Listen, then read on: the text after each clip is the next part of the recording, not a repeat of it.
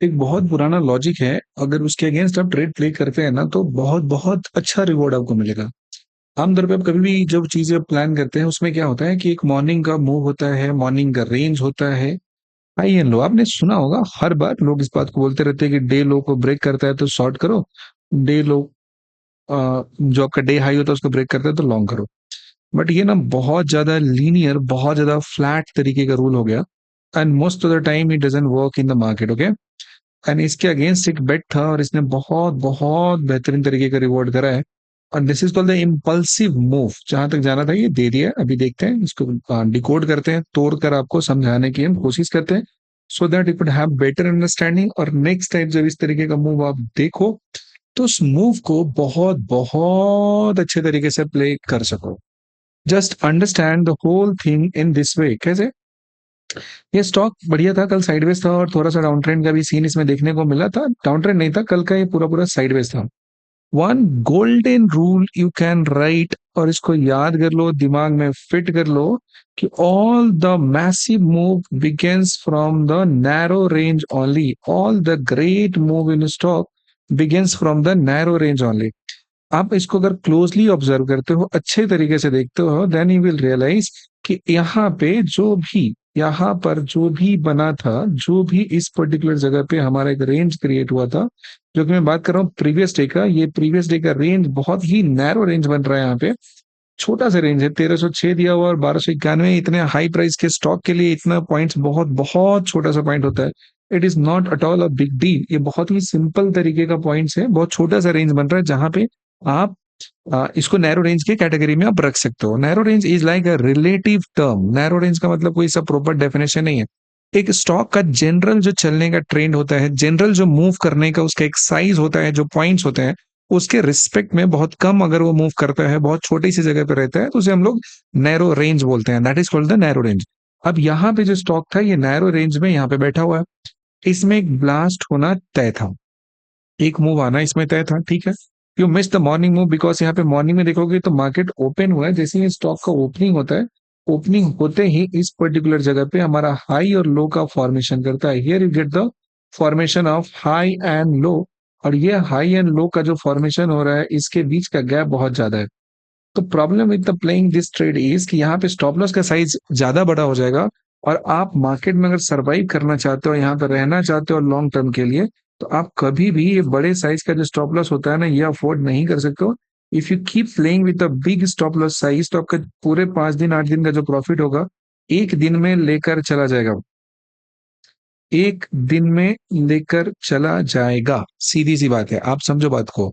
अगर आप यहाँ पे स्टॉप लॉस का साइज आप मिनिमाइज करके नहीं रखते हो, आप वहां पे आराम से नहीं रखते हो, तो जैसे ही इसी को तो फोमो ट्रेड कहते हैं ना। Like just ask this question to yourself कि why do you enter with big stop loss? क्यों आप बड़े स्टॉप लॉस के साथ मार्केट में जाना चाहते हो? तो आपको ये लगता है किसी पर्टिकुलर जगह पे कोई ट्रेड अगर स्टार्ट होता है, किसी डायरेक्शन में ट्रेंड चलना शुरू करता है, and you feel like if you don't enter in that case you will miss a great move। ये बेसिक सा पॉइंट होता है, ठीक है। तो पॉइंट की बात ये होता है कि वो जो एक फीलिंग होता है जो आपको ये बताता है कि आप एक बहुत बड़े ट्रेड को मिस करने वाले हो, बहुत बड़ा सा ट्रेड है, छूट जाएगा आपसे।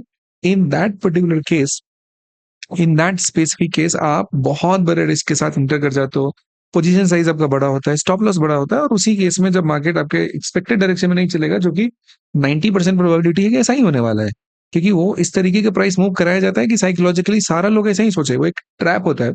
And if you inter in that you will lose your capital, सब कुछ खत्म हो जाएगा आपका। तो कभी भी बड़े स्टॉप लॉस के साथ एंट्री नहीं करना है, ये दुनिया का सबसे बड़ा रूल है एज ए ट्रेडर। जिस दिन आप इस बात को अपने अंदर उतार लेते हो ना, आपका जिंदगी बहुत स्मूथ हो जाता है, बहुत अच्छे तरीके से चलोगे। तो इस पर्टिकुलर जगह पे जो हमें ट्रेड मिला था, ये जो कैंडल बना था, ये कैंडल का जो स्टॉप लॉस का साइज था वो बहुत बड़ा साइज था। It's a big sized candle, ठीक है। क्योंकि बहुत बड़ा सा साइज का कैंडल बन रहा था, बहुत बहुत ही लार्जर साइज के कैंडल ये बन रहा था इस जगह पे। तो इसमें स्टॉप लॉस क्या हुआ, बहुत बड़ा था, अवॉइड कर दिया हमने। गया ऊपर की तरफ बहुत हैवी सा और यहाँ से फॉल कर गया, ठीक है। यहाँ भी हमारा एक एंट्री सेटअप था कि यहाँ से चलते हम लोग डे लो के पास तक। सिंगल स्टॉक में कितने ट्रेड्स बने? तो एक हमारा डे हाई होता है, यहाँ से अपना एंट्री सेटअप अपना अलाउ करता है इस जगह पे एंट्री करने के लिए, जिसका टारगेट डे लो होता है। That's booked, story over. But the most important, the most मतलब रिवॉर्डिंग ट्रेड जो ब्लास्ट करता है, फटता है और जो पैसा देता है, that comes the third trade in this particular stock. यहाँ पे तीन तीन ट्रेड थे। सबसे पहले बात ये समझिए कि ट्रेड करने के लिए आपको 15 स्टॉक की जरूरत नहीं है, यू नीड ओनली वन और टू स्टॉक्स, और वही स्टॉक आपको डेली का दो तीन ट्रेड आपको वहां पे दे देगा। And this is called the discipline, that you are not going here and there, और आप एक जगह पे स्टिक होकर क्या कर रहे हो, ट्रेड कर रहे हो, आप एक जगह पे रुक कर ट्रेड प्लान कर रहे हो। And that is something you have to build as a trader. ये आपको एज अ ट्रेडर अपने अंदर में ये चीजें डेवलप करनी है। If you don't develop this, in that case you are bound to like lose your capital in the market. Okay, तो ये जो कैपिटल होता है ना, ये जो लॉजिक होता है कि डे लो, जो डे लो का पॉइंट होता है ना, ये पर्टिकुलर जगह होता है, ध्यान से देखिएगा जरा। इसमें इस पर्टिकुलर जगह से जिन लोगों ने लॉन्ग प्लान किया था, तो इसमें आप समझिए बेसिक लॉजिक है कि ये प्राइस जब ऊपर गया यहाँ से, तो इस जगह पे कुछ बायर आए होंगे, ध्यान से समझेंगे। Why the next move was so violent than the first move? Why the second move is much more violent, much more aggression than the first one? तो पॉइंट ये होता है कि अगर हम मान लेते हैं यहाँ पे तीन ऐसे बायर रहते हैं, एग्जाम्पल के लिए समझा रहा हूँ। When the price comes to the same level, इसी जगह पे दोबारा प्राइस पहुंचता है, इसी पर्टिकुलर जगह पे फिर से प्राइस आ जाता है, तो in this case you will find more number of buyers. यहाँ पे ज्यादा नंबर ऑफ बायर्स आपको यहाँ पे मिलेंगे। इस बार ज्यादा एग्रेसिव ऑर्डर होने वाला है, ध्यान से समझेंगे। अगर इसी जगह पे प्राइस दोबारा पहुंचता है, तो in order to buy the same stock, more number of buyer will come here और more number of buyers will come here. तो इसकी वजह से जो आने वाला मूव होगा, that move will be very very violent. अब देखेंगे यहाँ से यहाँ तक जाने में कितना ज्यादा टाइम लगा है, यहाँ से नीचे आने में कितना ज्यादा टाइम लगा है। बट हियर यू सी, जैसे ही यहाँ से एकदम एग्रेशन में बाउंस होता है, जब प्राइस नीचे की तरफ आ रहा है, एकदम रेड कैंडल दिख रहा होगा। Just try to understand the psychology and just imagine the situation during the formation of this green candle. Okay, जब ये कैंडल यहाँ से बना होगा, इस पर्टिकुलर जगह पे खुला होगा, तो कितना नीचे की तरफ आया होगा। And that point of time you might see a candle जो 296 से 275 आ रहा है, इतने पॉइंट के आसपास 20 पॉइंट का कैंडल का फॉर्मेशन आपका हो रहा है। फुल बॉडी रेड कैंडल का फॉर्मेशन हो रहा है। ये कैंडल का साइज आप देखोगे, तो ये जो कैंडल दिया हुआ है ना, इसका जो फुल बॉडी ग्रीन कैंडल है ना, इससे भी बड़ा है। ये आप देखोगे, ये 1311 दिया हुआ और ऊपर में कितना गया था, 1337 के आसपास में गया है। तो ये भी 26 पॉइंट के आसपास है। तो मान लो यही जितना बड़ा सा अब ग्रीन दिख रहा है, उतना ही बड़ा सा रेड कैंडल नहीं दिख रहा होगा ड्यूरिंग इट्स फॉर्मेशन। लेकिन just think about the power of buyers. जो बायर्स यहाँ पे पहुंचते हैं, कितने अग्रेसिव तरीके से इसको पुश करते हैं, कितने स्ट्रॉन्ग तरीके से पुश करते हैं, सो दैट प्राइस को पूरा का पूरा रिवर्स करके यहाँ पे ऊपर ले जाके क्लोज कर पाते हैं। So this is the second thing कि इस जगह पे पहले जो बायर्स आए थे उससे ज्यादा बायर आ रहे हैं। Now this time buyers are more powerful than this previous buyers. This buyers are more powerful than this previous buyers. And इस बार ये डिसाइड कर चुके हैं कि प्राइस को बहुत एग्रेसिवली ऊपर ले जाने वाले हैं। ये जो लोकेशन है जहां पे स्ट्रॉन्ग बाइंग हुआ था, उसी लोकेशन पे अब दोबारा बाइंग हो रहा है, but this time buying is stronger. तो इस पर्टिकुलर सिचुएशन में क्या होता है, इस पर्टिकुलर सिचुएशन में you will see one very simple thing. इस पर्टिकुलर सिचुएशन में आप देखोगे बहुत बहुत ही सिंपल सा पॉइंट।